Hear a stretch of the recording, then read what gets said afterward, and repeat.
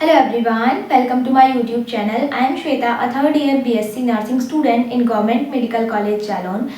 आज की वीडियो में हम बात करने वाले हैं कि क्या डिलीटेड सिलेबस से आपके एंट्रेंस में पूछा जाता है।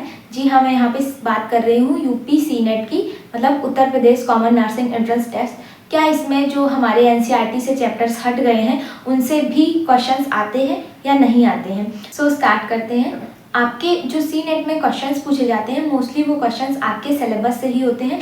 अब जिसको सिलेबस नहीं पता है तो यहाँ पे सिलेबस आता है इंटरमीडिएट कहने का मतलब है आपका 11th और 12th का। जो आपका 11th का होता है उससे 40% आता है, जो 12th का होता है उससे 60% आता है। मतलब अगर कंपैरेटिवली देखा जाए तो आपके 12th से ज़्यादा क्वेश्चंस पूछे जाते हैं। और दूसरी चीज़, जो क्वेश्चंस आते हैं जितना सिलेबस आपकी एनसीईआरटी के अकॉर्डिंग दिया है उसी के अकॉर्डिंग आपसे पूछा जाता है एग्जाम में। दूसरी बात, आप लोग बहुत ज़्यादा पूछ रहे थे कि जो डिलीटेड सिलेबस है क्या उसमें से क्वेश्चन आएंगे। तो जो डिलीटेड सिलेबस है वो डिपेंड करता है कि आपका कौन सा टॉपिक हटाया गया है या फिर कौन सा चैप्टर हटाया गया है। क्योंकि आपको भी पता है जैसे बायोलॉजी में कुछ टॉपिक्स ऐड भी किए गए हैं एनसीईआरटी में, ऐसा नहीं है कि सारा हटा दिया गया है, 1-2 टॉपिक्स ऐड भी हुए हैं, तो वो चीज़ आपको पता होनी चाहिए। और बात करते हैं कि सिलेबस से उस सिलेबस से क्वेश्चन आते हैं या नहीं आते हैं। तो देखो कुछ आ सकते हैं 1 से 2 क्वेश्चन, क्योंकि देखो डाइजेशन हट गया है एनसीईआरटी से, हमें भी पता है, पर उससे 1-2 क्वेश्चंस आ जाते थे। लाइक जब 40 क्वेश्चन आते थे, अभी प्रीवियसली ऐसा हुआ था कि 120 का मार्क्स का पूरा पेपर था जिसके अकॉर्डिंग 24 क्वेश्चन पूछे जाने थे हर सब्जेक्ट से।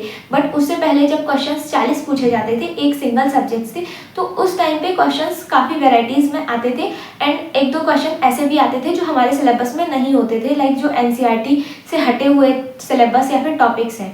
तो जो चीज़ें इंपॉर्टेंट हैं वो आपको पढ़नी है, चाहे वो आपके सिलेबस में हो या नहीं हो। जैसे आपका डाइजेशन चैप्टर है जो कि आपके एनसीईआरटी से हटा दिया गया है, बट वो इम्पॉर्टेंट है, तो उसको आप अगर सिलेबस से पूरा चैप्टर नहीं पढ़ पा रहे हैं तो आप ऐसा कर सकते हैं कि सिर्फ उस चैप्टर के आप एमसीक्यू प्रैक्टिस कर सकते हैं। और वैसे भी एमसीक्यू में क्या है, वही क्वेश्चंस बनते हैं जो थोड़े इंपॉर्टेंट होते हैं। अब ऐसी थ्योरेटिकल जो लाइनें होती हैं उनसे तो क्वेश्चन उतने अच्छे से बनते नहीं हैं। तो आपको क्या करना है कि अगर आप पूरा वो चीज़ नहीं पढ़ पा रहे हो, जैसे आपके पास अवेलेबल नहीं है, अगर किसी के पास न्यू एनसीईआरटी होगी तो उसके पास नहीं होगा, तो आप उससे क्वेश्चन प्रैक्टिस कर सकते हैं, लाइक यूट्यूब से, या फिर अगर आपके पास कोई एंट्रेंस की बुक है तो आप उससे भी प्रिपेयर कर सकते हैं या फिर क्वेश्चन प्रैक्टिस कर सकते हैं। आई होप आपका ये वाला डाउट क्लियर हो गया होगा। और देखो आपका 99% चीज़ें जो है वो आपके सिलेबस से ही आएंगी। वो बच्चा जो 1% है उसका कुछ नहीं कह सकते कि उसमें क्या पूछा जाएगा। और अगर आपको चाहिए कि आप पूरा मतलब अच्छे से प्रिपेयर करो तो आप उन टॉपिक्स को भी पढ़ लेना जो कि आपके एनसीईआरटी में नहीं है बट इम्पॉर्टेंट है, जैसे कि डाइजेशन। इस पर मैं इतना जोर क्यों दे रही हूँ, क्योंकि इससे क्वेश्चंस पूछे जाते हैं। आपको सारा प्रिपेयर करना है जितना आपकी एनसीईआरटी में दिया हुआ है, एंड ध्यान देना उन टॉपिक्स पे भी जो टॉपिक्स न्यू ऐड हुए हैं, ताकि आपसे कोई चीज़ छूटे नहीं।